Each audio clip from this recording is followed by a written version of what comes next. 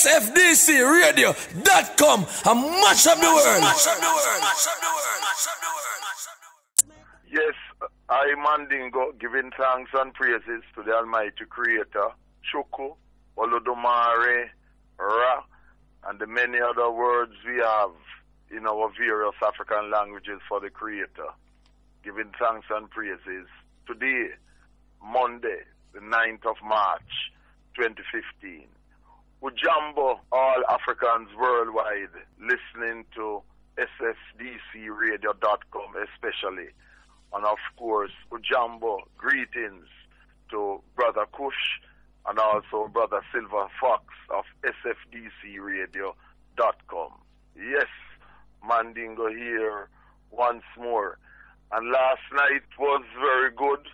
I really full joyed the reasoning and the playing of music with respect to my record producing career and otherwise. And as we know, it's every Monday from 10 until after 11 when I discuss things with respect to Marcus Garvey's Black Print solution for the African race. Because let us remember that no African anywhere in the world, whether at home in Mother Africa or in the Caribbean, in Britain, places in Europe, Brazil, Canada, United States, Venezuela, Colombia, wherever we are in the world, has any excuse that we do not know what to do with respect towards helping our African race to be independent and to be liberated. Because Marcus Garvey gave us the Black Print solution when he founded the UNI and ACL on the 20th of July, 1914 in Kingston, Jamaica. And from then, right at its inception, there was a Black Print solution for us as African people, the African race, to deal with all aspects of our fight to be independent and to be a strong people. So all we have to do is to work to implement the Black Print solution that Marcus Garvey gave us. And of course, Marcus Garvey gave us his book, The Philosophy and Opinions of Marcus Garvey, as a guide. There's also the course of African Philosophy, which is another guide by Marcus Garvey. And our brother Tony Martin, wrote that classic book, Race First, published 1976, that dealt with the organizational struggles of Marcus Garvey's organization against the racist enemies and the traitors who work on their behalf. On page 75 of the Philosophy and Opinions of Marcus Garvey, Volume 1, we find Marcus Garvey on page 75 of Volume 1 talking about deceiving the people. And Marcus Garvey said, there is many a leader of our race who tells us that every thing is well and that all things will work out themselves and that a better day is coming. Yes, all of us know that a better day is coming. We all know that one day we will go home to paradise. But whilst we are hoping for our virtues to have an entry into paradise, we also realize that we are living on earth and that the things that are practiced in paradise are not practiced here. You have to treat this world as the world treats you. are living in a temporal, material age, an age of activity, an age of racial, national selfishness.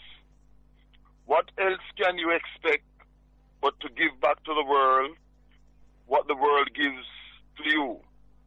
And we are calling upon the 400 million Africans of the world to take a decided stand, a determined stand, that we shall occupy a firm position.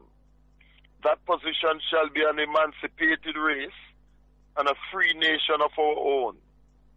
We are determined that we shall have a free country. We are determined that we shall have a flag. We are determined that we shall have a government second to none in the world. And Marcus Garvey continues by saying on page 77, and with respect to an inspiring vision, where he says, "So Africans, I say through the UNIA and ACL that there's much to live for. I have a vision of the future, and I see before me a picture of a redeemed Africa, with her dotted cities, with her beautiful civilization, with her millions of happy children going to and fro. Why should I lose hope? Why should I give up and take a back place in this age of progress?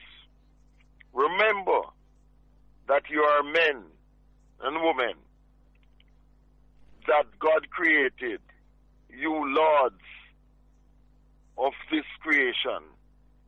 Lift up yourselves, men and women, take yourselves out of the mire and hitch your hopes to the stars. Yes, rise as high as the very stars themselves. Let no man pull you down. Let no man destroy your ambition, because man is but your companion, your equal. Man is your brother. He is not your Lord. He is not your sovereign master. We of the UNIA and ACL feel happy. We are cheerful. Let them connive to destroy us.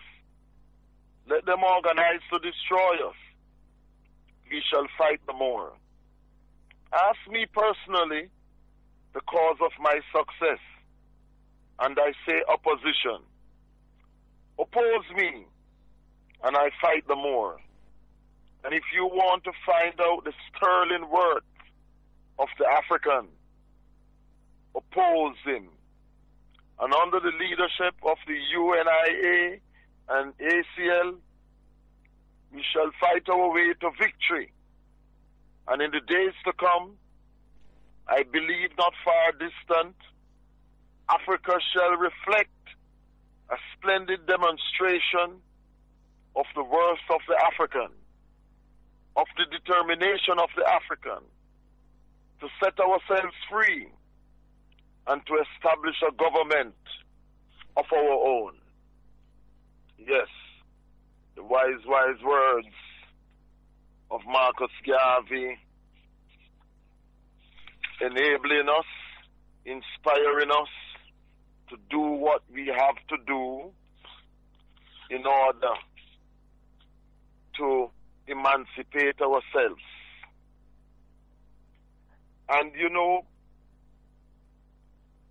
Marcus Garvey spoke about people who pretend to be our friends.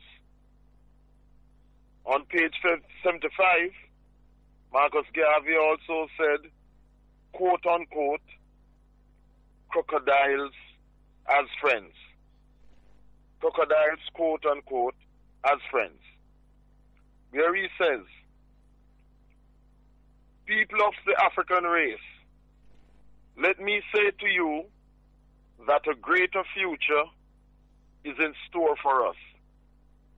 We have no cause to lose hope, to become faint-hearted. We must realize that upon ourselves depend our destiny, our future. We must carve out that future, that destiny, and we who make up the UNIA and ACL have pledged ourselves that nothing in the world shall stand in our way. Nothing in the world shall discourage us, but opposition shall make us work harder, shall bring us closer together, so that as one, the millions of us will march on toward that goal that we have set for ourselves. The new African shall not be deceived. The new African refuses to take advice from anyone who has not felt for us and suffered for us. We have suffered for 300 years. Therefore, we feel that the time has come when only those who have suffered with us can interpret our feelings and our spirit. It takes a slave to interpret the feelings of the slave. It takes the unfortunate to interpret the spirit of the unfortunate. And so it takes a suffering African to interpret the spirit of his own African. It is strange that so many people are interested in the African now, willing to advise the African on how to act and what organizations the African should join. Yet nobody was interested in the African to the extent of not making the African a slave. For 250 years, reducing the African to industrial peonage and serfdom after the African was freed. It is strange that the same people can be so interested in the African now as to tell the African what organization the African should follow and what leader the African should support. Whilst we are bordering on a future of brighter things, we are also at our danger period when we must either accept the right philosophy or go down by following deceptive propaganda which has hemmed us in for many centuries. End of quote. What Marcus Garvey said, dear my people, is that there are a lot of non-Africans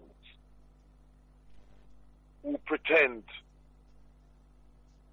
to be the friends of us Africans,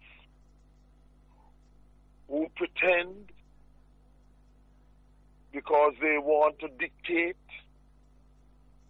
they want to control, and they want to use us as Africans for their own purposes. But they come, as Marcus Garvey said, posing as friends, but they are really crocodiles, coming with their smiles and their various guiles, but their only intention is to devour us, as the crocodiles devour their prey. And so Marcus Garvey is warning us that only we as Africans know what we have gone through, and so only we can interpret and direct what we must do for our emancipation in all aspects.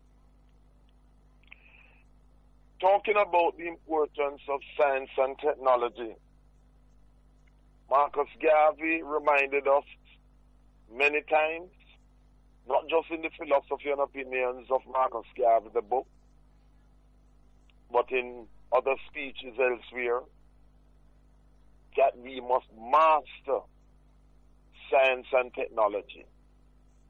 Because if we do not master science and technology, we will either be enslaved or exterminated. And this is very, very important. Like, for example, in Mother Africa and in the Caribbean, where we have an abundance of sunlight. Marcus Garvey Jr., the son of Marcus Garvey, my physics teacher, was well qualified and most qualified to say that we should utilize the sun as the source of energy.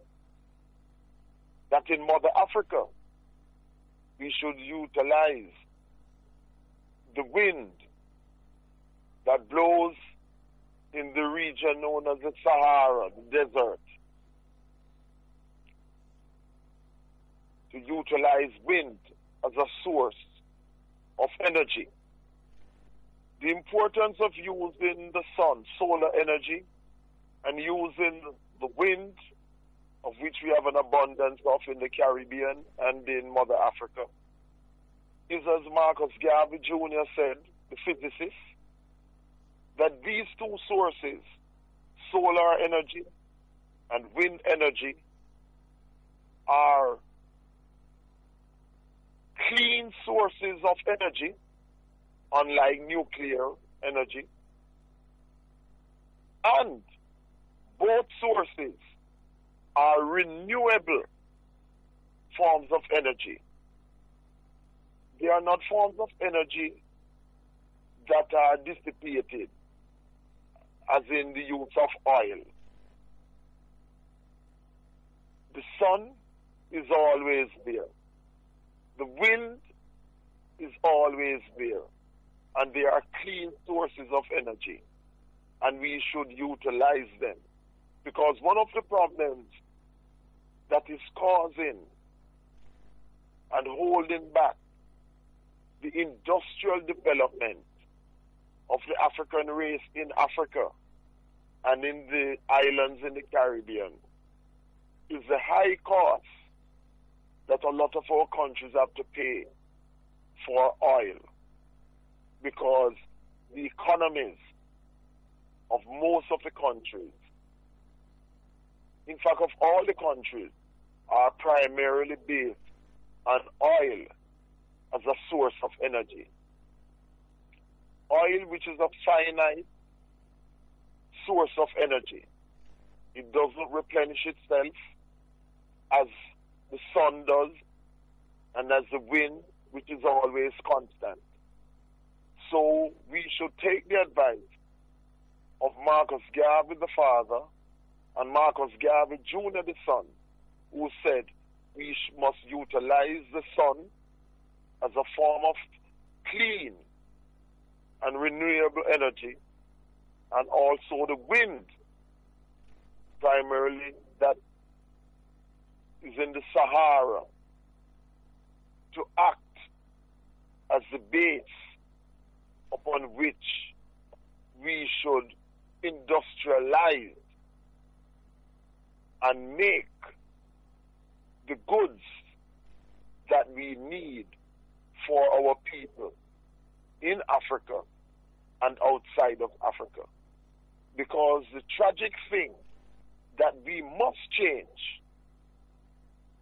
and we have it in our power to do this, because we have the qualified scientists and engineers and technicians, is that in the Caribbean and in Africa,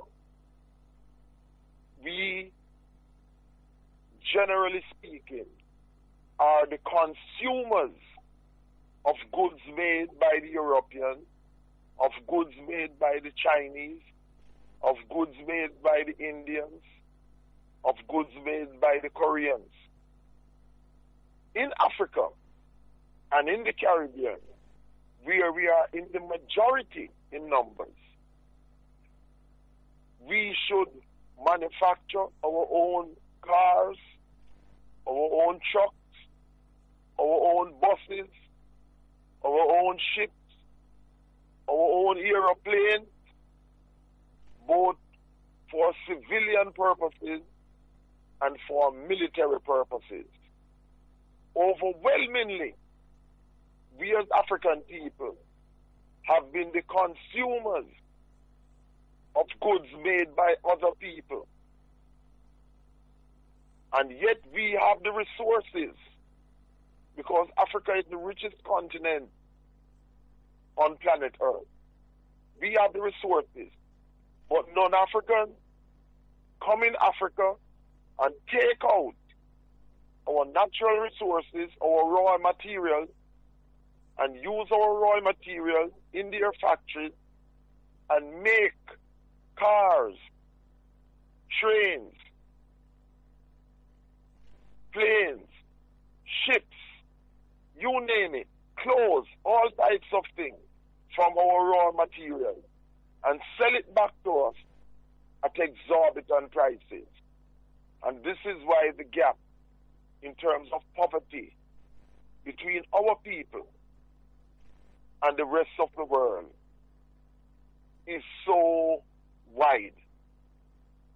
We can reduce this gap.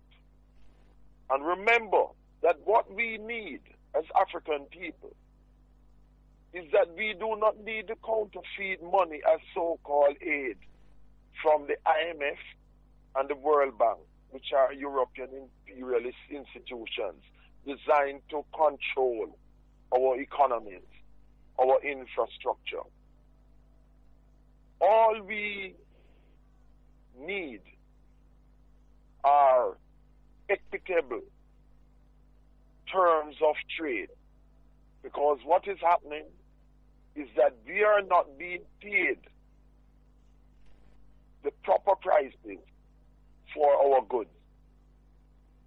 And this is something that the Europeans have structured, and others have come on and are following the pattern of the Europeans in exploiting our people. So we, as a people, we have to develop our own industries. And this is why what our enemies have been doing is that they have been putting into positions in all the countries in Africa and in the Caribbean where they can put into position those amongst our race as misleaders who are not working for us to free ourselves and for us to develop ourselves industrially, economically.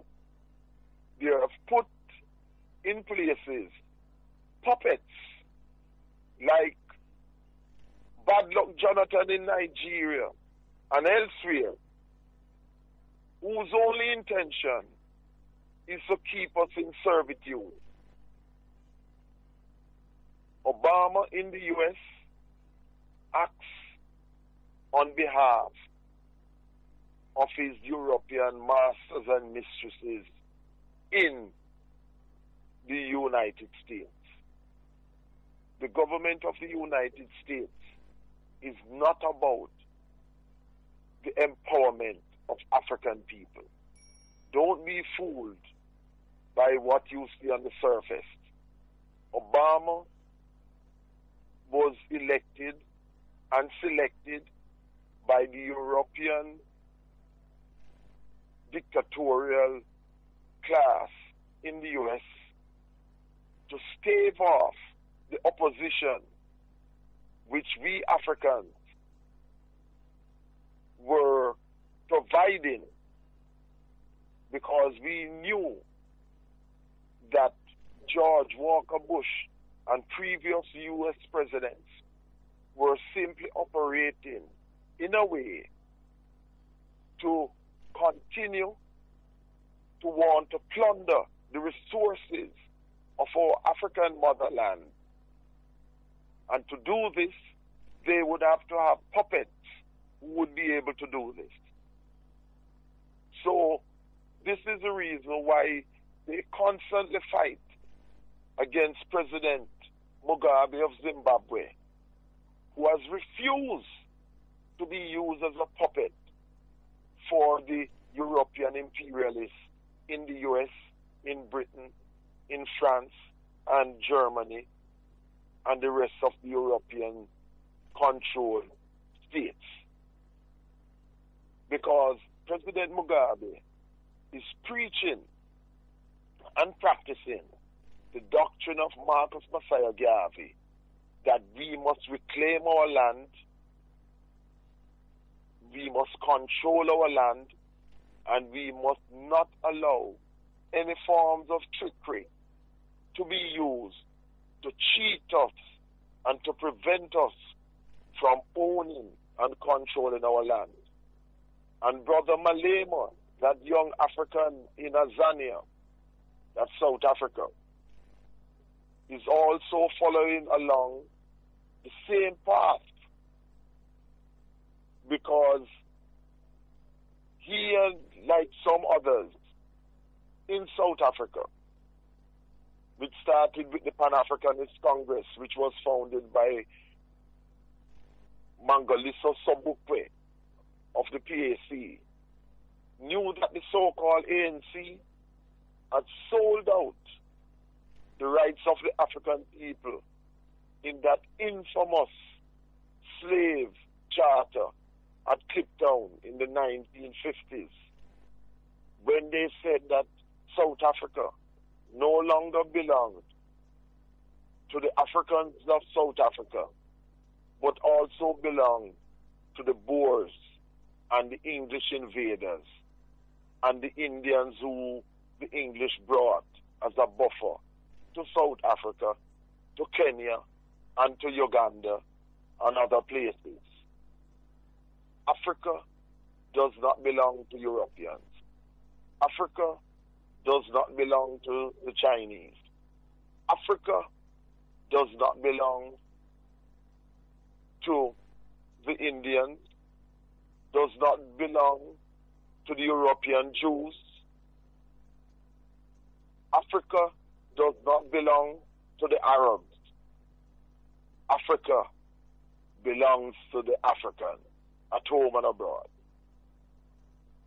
It was quite disturbing and significant that on Saturday, the 7th of March, that terrorist Muslim organization in northern Nigeria called Boko Haram declared allegiance, declared loyalty, not to Africa and African, but declared loyalty to the Arab Muslim Islamic State, Caliphate.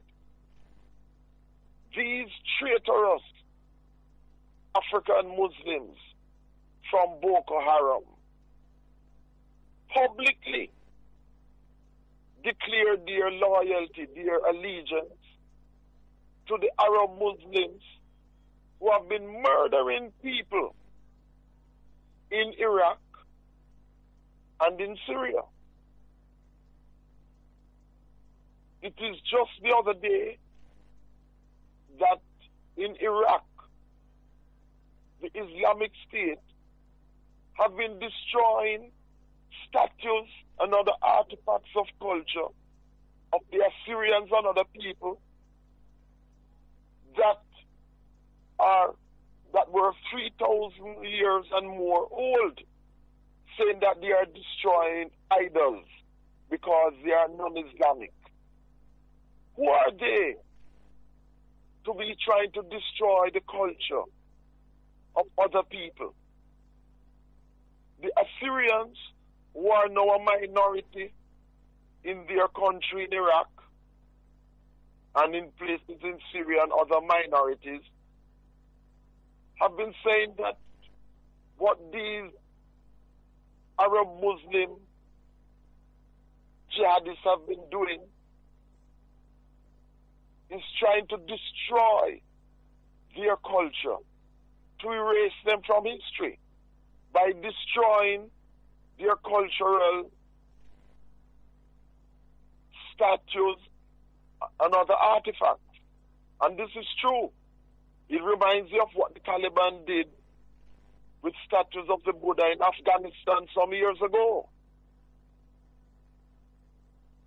This is what they do, that once you're not Muslim, they destroy your religious shrines.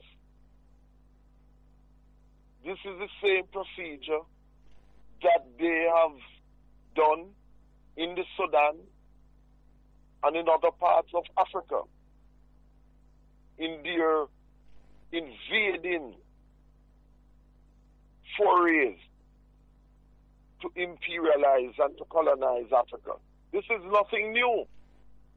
And if you believe it is something new, just read that classic book, The Destruction of Black Civilization by Chancellor Williams.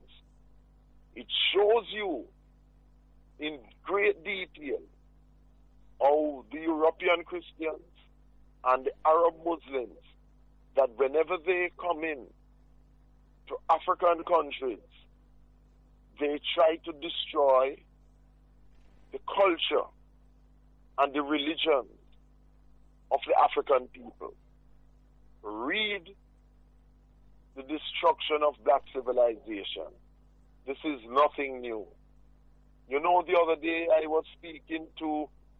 I saw in Camberwell Green in London, I saw some African Muslims from Ghana, and they were giving out some books about Islam and about Muhammad.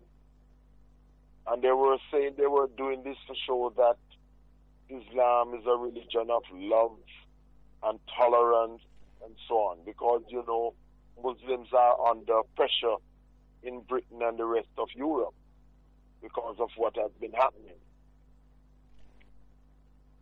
And I asked the Ghanaian Muslim, what group was he from? And he said he's an Ashanti. So I said, if you're an Ashanti, you should be giving praises to Nyami or Nyami, which is the name for the creator in the language of the Akan people. The language of the Akan people being tree, T-W-I. He looked at me surprised because he knew that I was not born in Ghana, but he realized that I know about the history of Ghana. So I said, some of my ancestors are Ashanti, from the Akan people, from Juaben, because Marcus Garvey's first wife, Amy Ashwood Garvey, my relative, we are from the Ashanti people, Juaben, in Ghana. And I was telling them, and I said, why, I have no problem with you being Muslim, but the problem that I have is that Muslims, almost all of them that I know, whether males or females, as Africans, they do not respect the traditional religion of our African race. And you know what he said to me, this brother, who was saying that, you know, he gave me 2 books, they were giving out these books, 2 books, free. He said, the reason is that why they don't deal with Onyami is that in the traditional religion of the Akan, the creator is seen as being so remote that they have to deal with the creator through intermediaries, through idols. I said, no, this is not true. Our people don't worship idols. This is miseducation. Our people worship the Almighty Creator, not just the Akan, all over. This is wrong. Because you're distorting the history of our race, our traditional religions. We don't worship idols. We worship the Almighty Creator. And we have a right for our traditional shrines and our ways of worship. Who are you to be saying that we worship idols? And he was taken aback because he didn't realize that I was knowledgeable about our history and our culture. But you see, this is a problem when Africans take on other people's religion and leave the religions and the spiritualities of their ancestors. Because the enemies always use religion to conquer our people when they are not able to conquer you by force of arms. So the Europeans use Christianity. Hence the saying in Kenya and the rest of East Africa that when the Europeans came, they had the Christian Bible and we Africans had the land. And then afterwards, we Africans had their Christian Bible and the Europeans had our land. It's the same thing with the Arab Muslims. Whenever they were not able to defeat our people, they came saying that they are bringing us a better religion, better than our own religion, which is an insult to our religions and to our ancestors. And so you find a lot of Africans who become Muslims are more fanatical than the Arab Muslims themselves. And they kill and murder the Africans who are not Muslims on behalf of their Arab Muslim masters and mistresses who are racist. And they help them to enslave our people and to rape our people. The history is there and it still takes place today. Boko Haram are doing the same thing. They raid, kidnap, and murder our women. And those who do not murder, they have us sex slaves. About 300 young African schoolgirls from Chibok, they still have them, raping them and impregnating them. Boko Haram in Nigeria. I remember in 1998 when Osama bin Laden, his followers, detonated bombs at the U.S. embassies in Nairobi in Kenya and in Dar es Salaam in Tanzania. And in both places, hundreds of Africans were murdered by these Arab Muslim jihadists who said they were bombing the U.S. embassies in Nairobi, Kenya, and Dar es Salaam, Tanzania, because U.S. embassies should not be in African countries. What is significant and racist about Osama bin Laden and his Al-Qaeda group is that they did not set off bombs at the U.S. embassy in Arabia to be killing their own Arab Muslims. Why didn't they set off bombs there first? No. But in their racism, they are setting off bombs and killing our African brothers and sisters and children.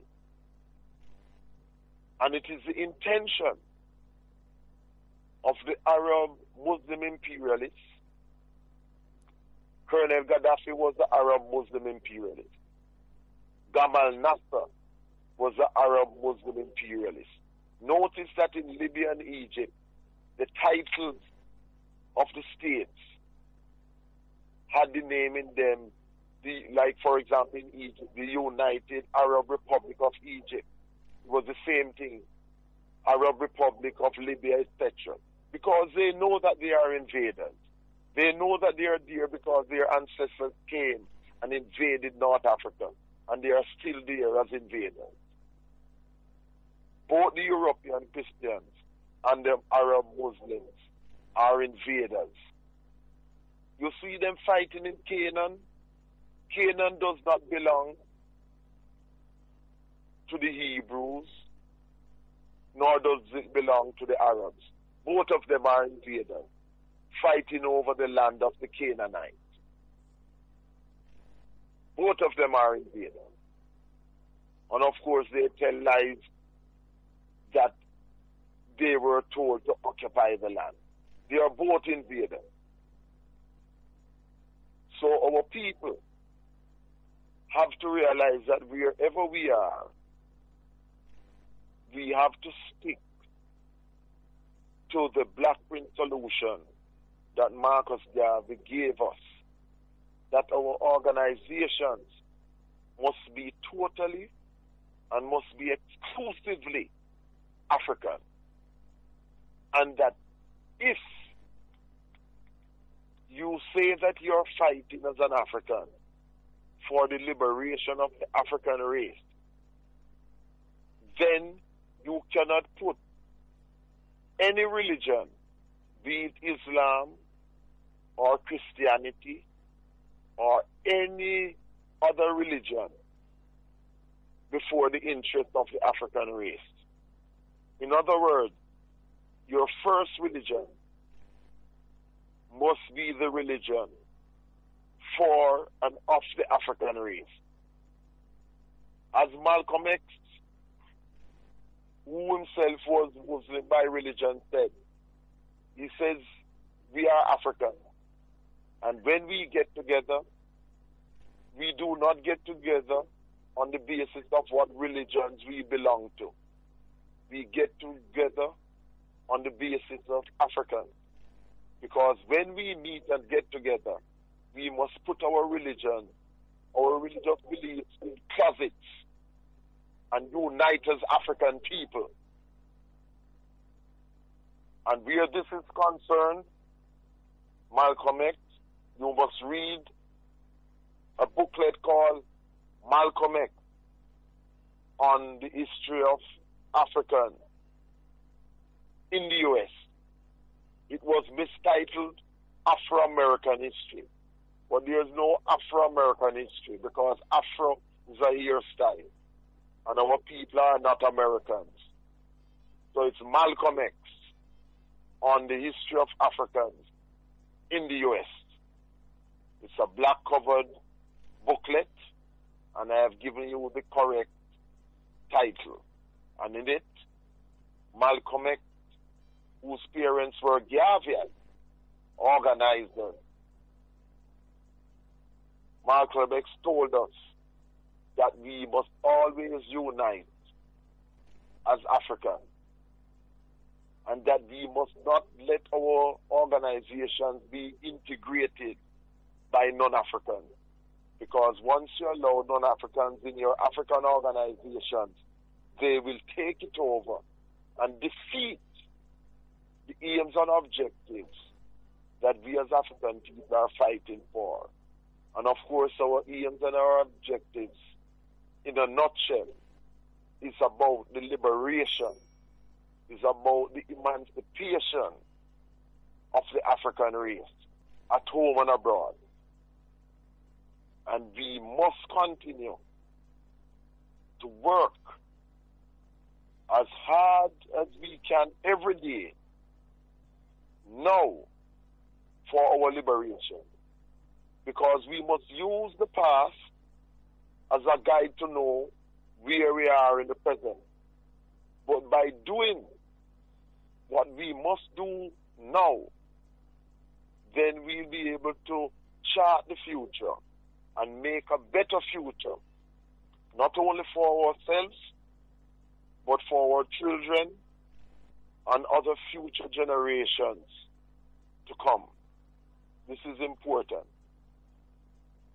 in May, the 7th of May, coming very soon, there will be elections in Britain. And they will be the most important elections since the war between Europeans ended in 1945.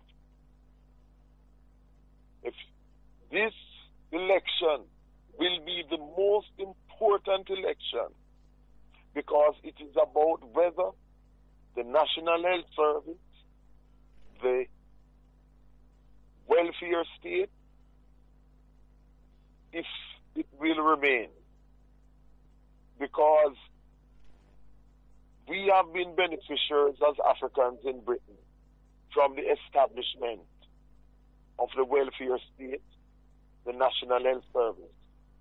Remember the blood of our ancestors who were used in these European imperialist wars from 1914 to 1918, and then from 1939 to 1945. You notice I did not call them World War I and World War II. They are European world wars. They were wars where Europeans were fighting amongst themselves about who amongst themselves should be the rulers and who should control. There were European wars fought all over the world. And what they did is that they used Africans, they used Indians, they used Chinese, and they used Arabs, and they used whoever they could use in their wars amongst themselves for which one of them, set of them, would be the ruler. Of course, the one who benefited most were the Americans. They emerged at the end of the war in 1945 to take over from the British Empire. So it became the American Empire as the #1 superpower. But you notice that superpower, just like the British Empire, that has gone into decline, the American Empire is also going into decline. You know, there's a saying in the decline and fall of the Roman Empire, book written by Gibbons a long time ago, that whenever an empire is in its death throes, is in its final stages, you always find the growth and promotion of homosexuality and lesbianism. So it is no wonder that the Americans and the British and the other Europeans with their world empire are promoting like never before homosexuality and lesbianism. Whenever empires start to decline, there's always been the promotion of homosexuality and lesbianism. If you study history, you will see this is what happened with the Greek Empire. It was what happened with the Roman Empire. Whenever empires are about to decline, there's a rampant promotion and the practice of homosexuality and lesbianism. Recently, a British minister, a female, I forget her name at the moment, has sent out letters to about 70-odd countries in the world saying that they would like to know if so-called same-sex couples, if their so-called rights will be respected if they go to these 70-odd countries. Yes. British female, I forget her name now, has written to more than 70 governments in the world, asking them that they would like them, that when their citizens go there, the ones who say that they have so-called same-sex marriages, because we know that marriage is between a man and a woman. They want to know if these countries will recognize their so-called same-sex marriages. Of course, you know this will not be the case. But this just goes to show how they want to push and impose their type of decadence and degeneracy on other people. Remember, these elections that are coming up on the 7th of May will be the most decisive. Our people as African people in Britain will be affected where the outcome is concerned. And so, we must have our own agenda and put forward what we want. Because if we are silent and if we do not act in this political process to secure our interests, because our interests are not the same interests of other people. We have our own African agenda with our own list. And believe you me, before the election, well before the election, sometime in this month, I will be putting out a list, an agenda of the things that we should be fighting for these forthcoming elections in May. Yes.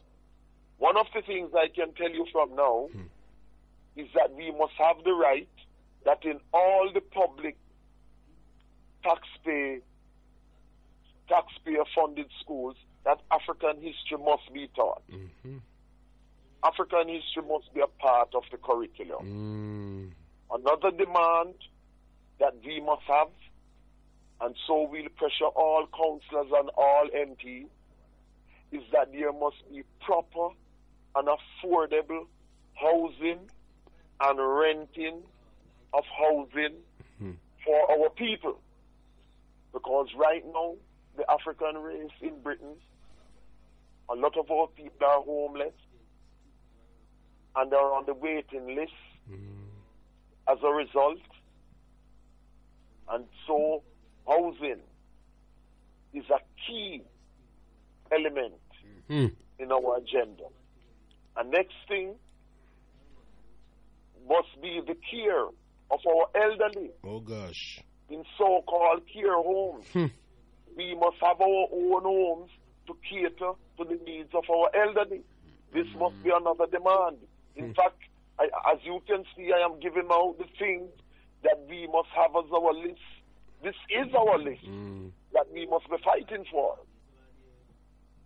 Another thing is that most of our people are employed in the local government arena, in the councils. And we have seen over the years that there have been a lot of cutbacks, and our people generally have been the last to be hired and the first to be fired. We are demanding that our people must be represented in the workforce at all levels, including the decision-making levels. Too many times, the composition of the decision-making bodies is done in a racist way. Hardly any Africans are at the decision-making level. And those Africans who are there are some traitors who act and vote against the interests of our people. We have some people who, they are only Africans as MPs, but they do not act in our interests. Their loyalty is not to the African race from which they are from. Their loyalty is to the Labour Party, or their loyalty is to the Conservative Party, another party. And these parties are parties that are owned and controlled by Europeans. And so we must have representation of our own to push what we need for our people. We must have as our objective also the provision of apprenticeships and other forms of education to engage and educate our young in professions at all levels, as engineers, doctors, nurses, electricians, carpenters, whatever. This is needed because a lot of our youths have been killing each other because they are not engaged in anything constructive to occupy themselves. A lot of youth clubs that used to exist no longer exist. They were deliberately destroyed and taken out of commission. And so our youth have no proper places to channel their youthful energies. We must increase the amount of African Saturday schools that we have that teach subjects like maths, physics, biology, and other subjects. We cannot depend just on the school systems from Monday to Friday. We must also have our own schools on the weekends that cater to the needs of our children in terms of the knowledge of their history and in terms of the subjects that they are being taught in the schools. This is very important. Vital. Stick up in right there so folks won't come in there, Mandingo, before we run one sec. Honorable Mandingo. Yes, my brother. I've got a question. It's not a trick question. I'm gonna try to trap you. What I want to know is you were just talking about the youth clubs, right? And talking about the youth clubs closing down. Yes, and yes. I came here 13 years of age, so I grew up in the youth club system in the UK. And obviously, we many times we heard that same sentiment that you just said about the youth club closing down. Ain't it the same for the white youths them? Say that last part again. Yeah, ain't it the same for the white youths them that the youth clubs them close down and you don't find much of the white youth them a turn on them on each other just like what the black youths them a do. Okay. What you're saying is that even though the youth clubs have turned down, you don't find the English youths turning on each other to the extent. Yeah, just some knowledge, but me I see African youth, yes. not to the same extent. Like how the African youth, because they do have their things, but not to the same extent. Yeah. The reason for this is pretty straightforward when you examine it. The reason for it is that the English youth, they already know that they have certain privileges that are guaranteed to them just on the basis of their race. So they are not under the amount of pressure that our youths are. Sorry, can you hear me? That our youths are under. For example, in the schools, the rate of exclusion in the school for youths is far more than the rate of exclusion amongst the English youth. All right, Mandingo. And it has to do with racism, yes. I'm glad you touched that because I was saying to Sir KUSH youngs ago that I was going to bring up a point with you, yeah? And as I said, I came to England in 85, right? Yes. And in school, let me tell you this, I only fight me have as a youth in school. Yes. I'm a win majority of them, if not all of them. Because one thing I never like is bullies, yeah? And from me come against a bully, me know me going to defeat him. I want to tell you something. 100% of all of the bullies, them are black youths. Right. So, how would you explain that now? Well, Well, what I can say because in your because case, if it was a white in youth, your case, yeah, in your case, you said 100% of yes, the bullies that you found yeah, were the Africans. yeah, But yes, but I can also tell you yeah, that you will have Africans who went to schools like you went to here in the 60s and the 70s, and the who can tell you that in some of the schools, yeah, not all of the bullies were Africans. okay, Some of the bullies were Europeans and were racist. no, I know of case. I know of those cases. I know of those cases. no, So Mandingo, this also occurs. yeah, me not, This is not to justify yes, bullies, because a bully is a bully. yes, and I'm not trying to put down my one race. Me just want some What you clarity. experience at Yes, your me just school. tell you what me experience. Observation and experience. And what And- could and what this could is have why- been the reason for that? Tell me something. The school that you went to, In Battersea, Sir the Walter majority- Sir the Walter St. John. majority- Okay, the majority of the students, were they African or European? It was a mixed school. Yes, I know, but I'm saying The the majority. majority. The majority. The majority was what I say more Europeans. Was more European? Yes, but it was a mix. Like say 60% to 40% of us, or what? What proportion? What I say, I am.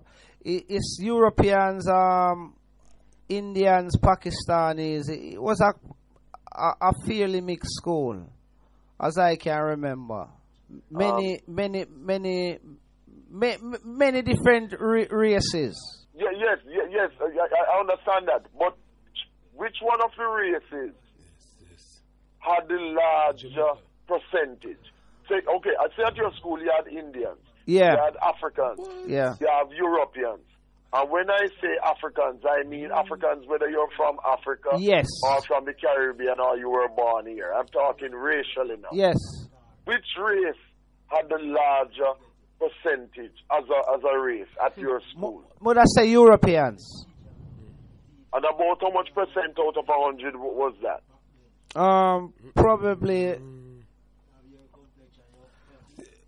Probably 50%.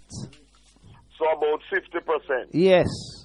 So the other 50% was divided. Was amongst divided. Africans and Yes. Indians. Yeah. Yes. I understand. No, you Because- see, what me I tell you is facts for me, because I fight the fights, you know. You understand? So it's I look back on it now when and saying most of the problem them I face in a school wasn't against Europeans, you know. It was with my own color. Well, it's interesting again because we have a Bridget and the student, but Bridget is one black or so, make Jagos black or so. Jagos black not too long coming from Jamaica and born and grow. You know what I mean? In a nutshell, them man, ex-soldier man from Jamaica, and again, you know, so in coming and I observe and I black or so, I'm black into Mandingo reasoning and I hear the reasoning. Welcome to the vibration, Jagos, you know. Yes, Mandingo. Yes. Yeah, you heard me clear. Yeah, Yes. well, I grew up, I born and raised and grew in Jamaica. I've been in England 2005, and I never faced no racism, yes, sir. I yard me face all of Say that part again. I never faced no racism in England as a black man.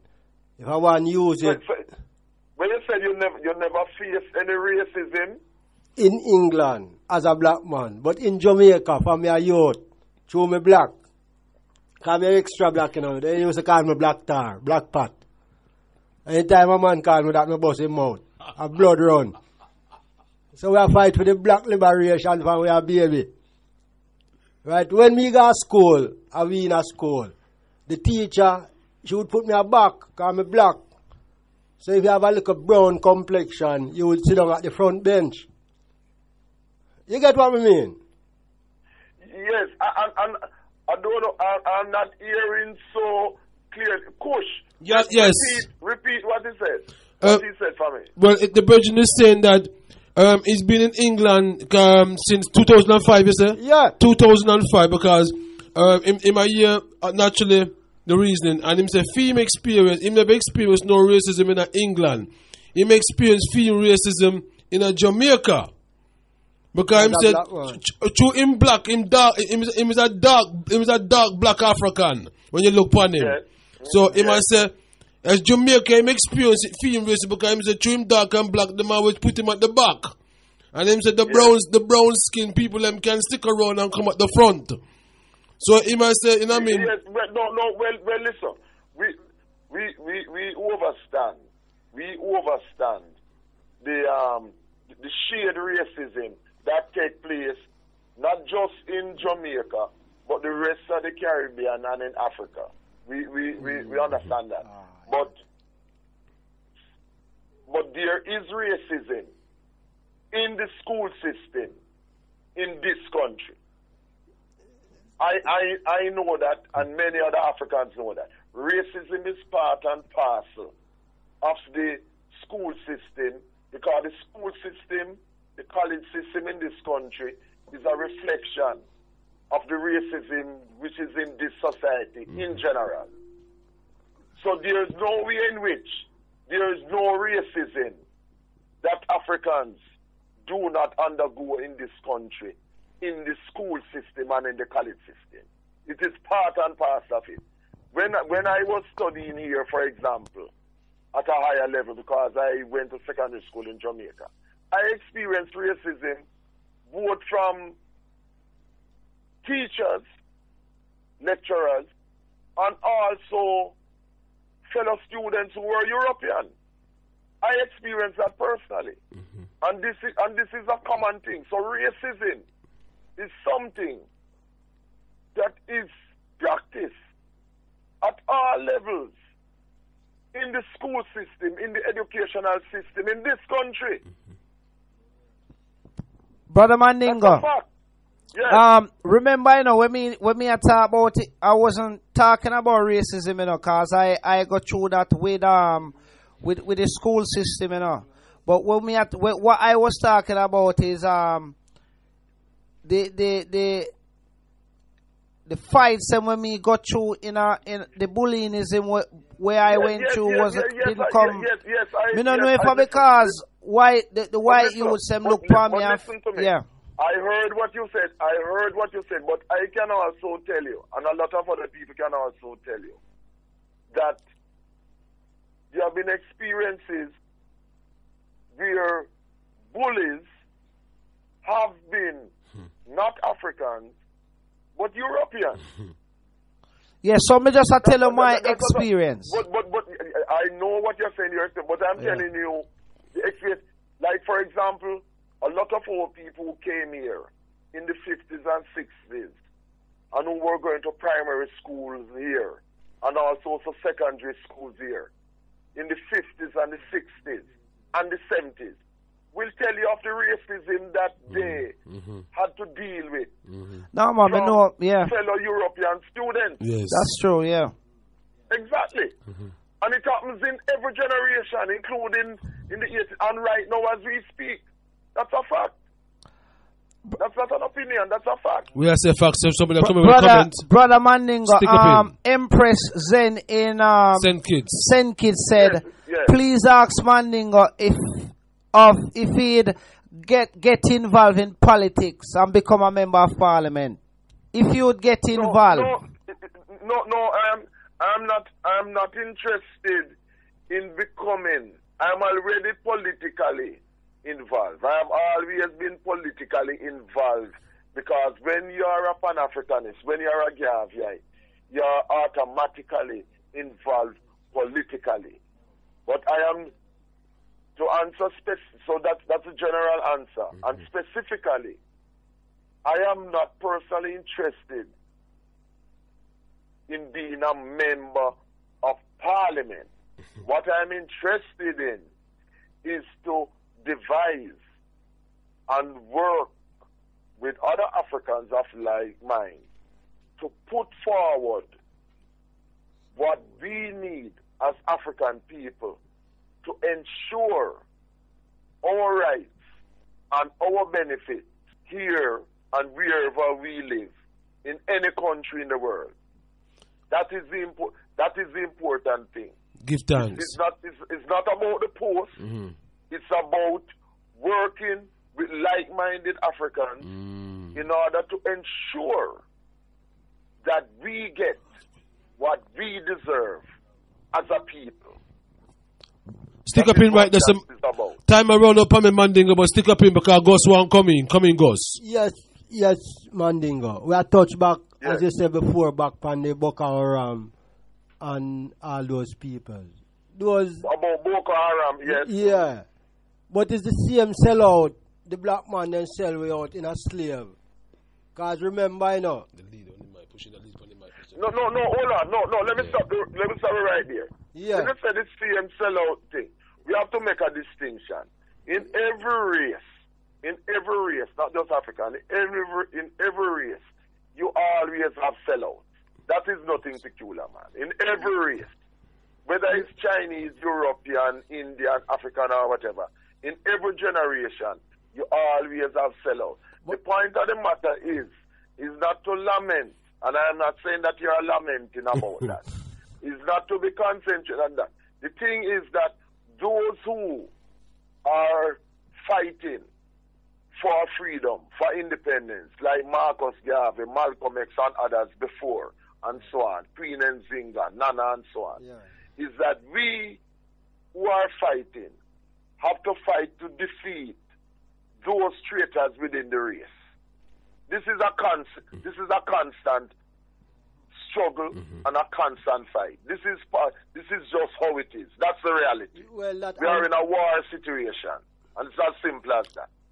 All right, Jaguar, put the mic closer to your mouth, bro, if you want to finish off, see what you said. Yeah, man, that answer it still, because a long time we are fight, and no European could go Africa, because we was a Shaka Zulu, you know, mentioning the Ashanti tribe and different. We did so while, we did come like the reindeer. Never easy to catch, ain't it? So it's we same black man they would have to get to catch we and put we in a slavery. Just like the Shaka Zulu and all those kings. KUSH, Jaga. repeat that part because I didn't hear that. What did he say? Okay.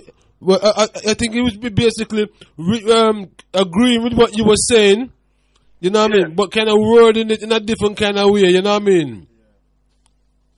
What do you mean in a different kind of way? In relationship to try and bring the mic closer. I'm happy for using more words and bring the mic closer to your mic and say what you say, guys. Yeah, Mr. What we're saying, we were like the Shaka Zulu and the Ashanti, which was saying, right? No European couldn't catch us and put us in slave. We did too.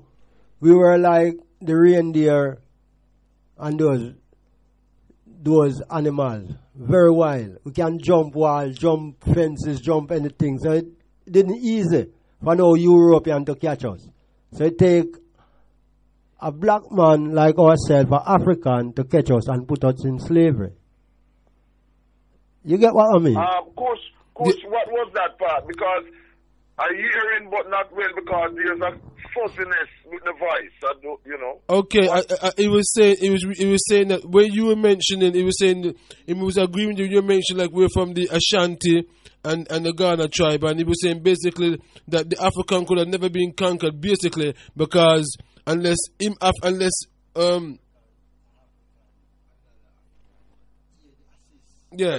was saying basically that it was just basically saying that the Europeans they could have never conquer Africa unless another African sell out, assist them to for them to conquer away.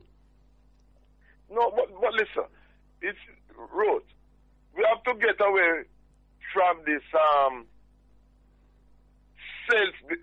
We are in a, as I have stated before, we are in a situation of war.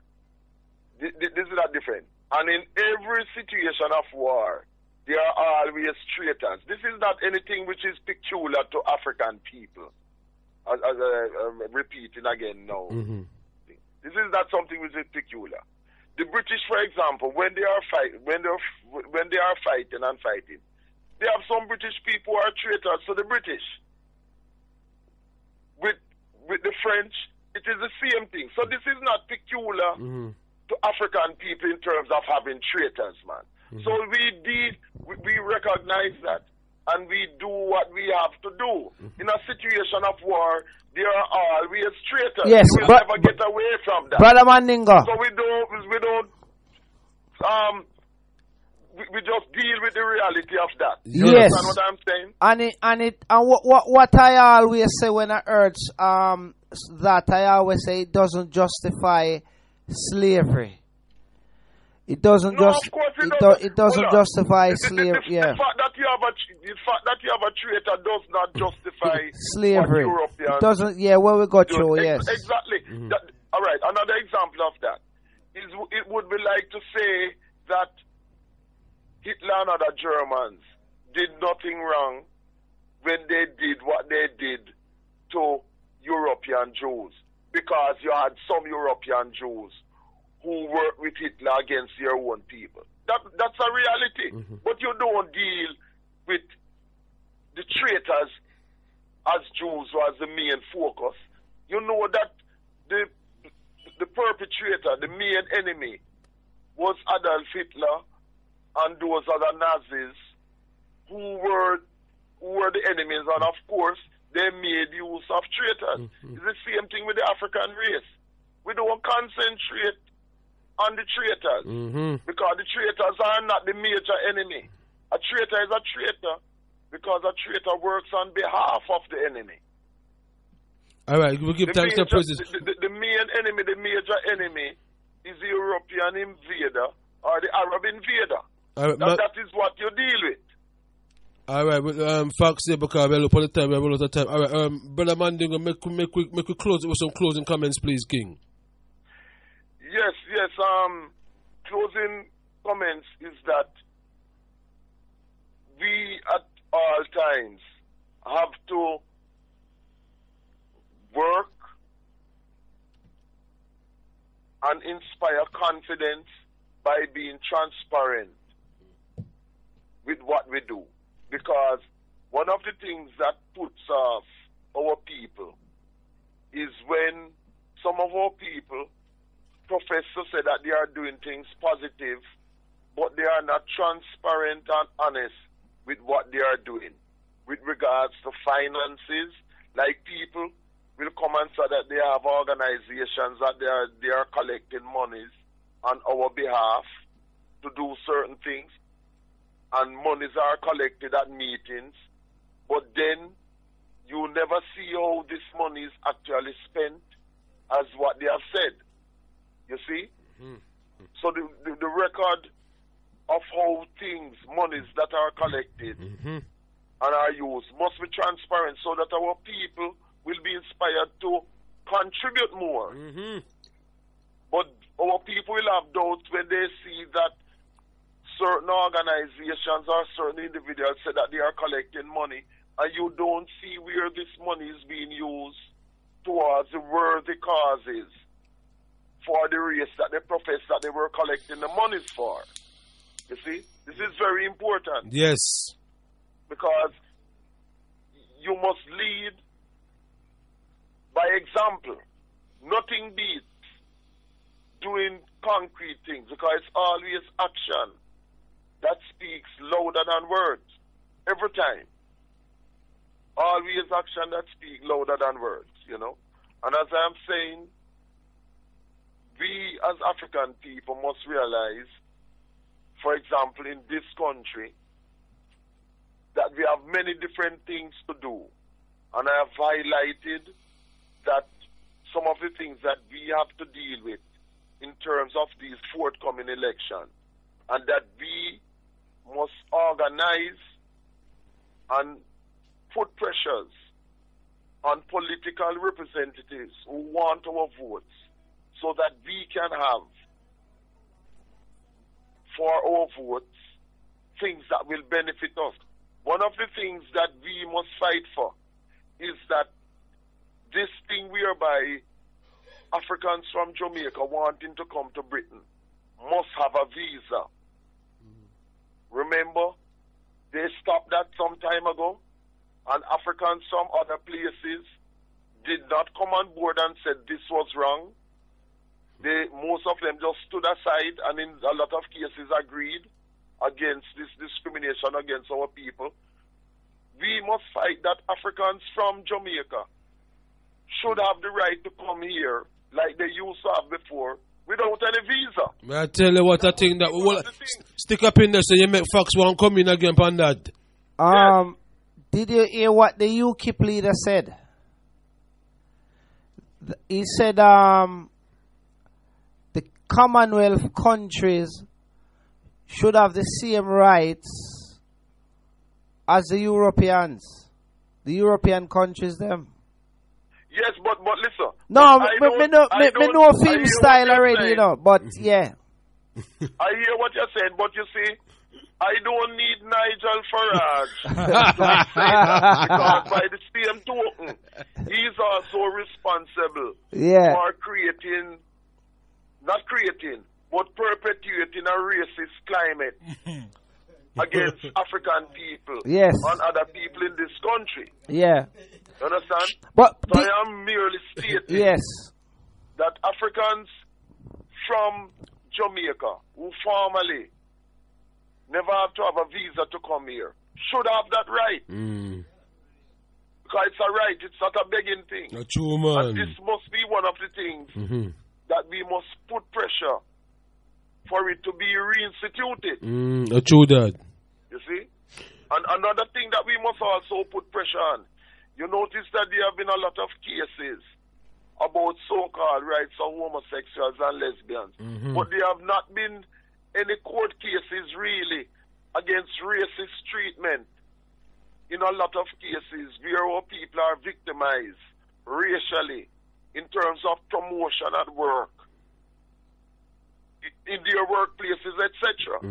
This is a thing that came about because Tony Blair, when he came into power in the 1990s, 1997, Tony Blair worked to get rid of the race relations board and that type of thing, and brought in his agenda to be promoting homosexuality and lesbianism and equating it to racism, which it is not, and put our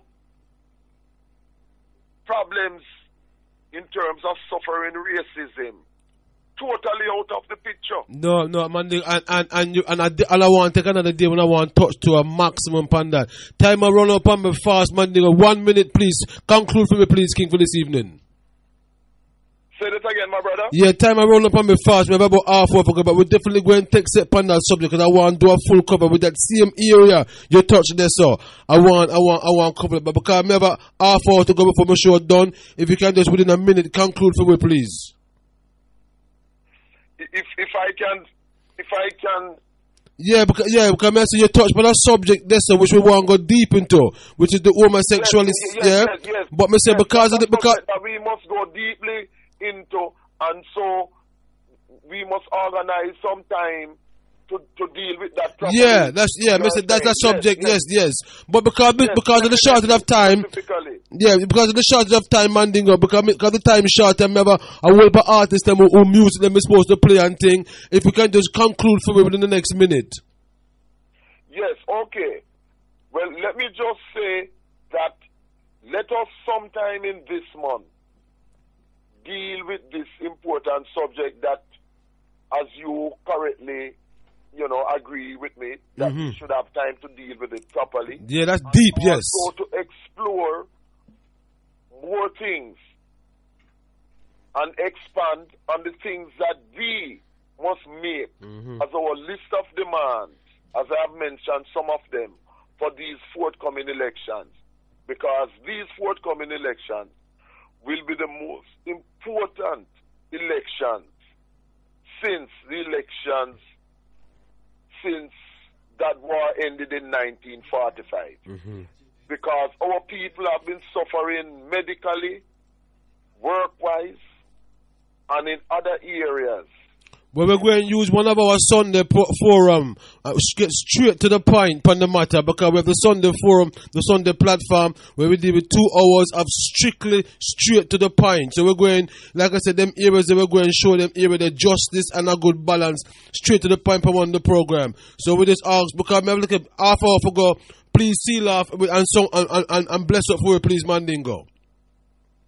Okay, so blessings, and let me just say, remember it's every Monday from 10 o'clock and onwards, whereby I, Mandingo, will continue to deliver the lessons of Marcus Garvey's Black Print Solution for the African race at home and abroad. So just keep on keeping on and stay strong, my African people, and have faith. Because if you don't have faith, then it means that you have conceded defeat. And we are all about having confidence. As Marcus Garvey said, we must have confidence, because with confidence, we will have won even before we have started. Yes. So up you mighty race, we Africans, we shall accomplish that which we must accomplish, and we shall win. One creator, one aim, and one destiny. From Mandingo this Monday, the 9th of March, 2015, on SFDC Radio. Amen Ra. SFDC Radio.com and match up the world.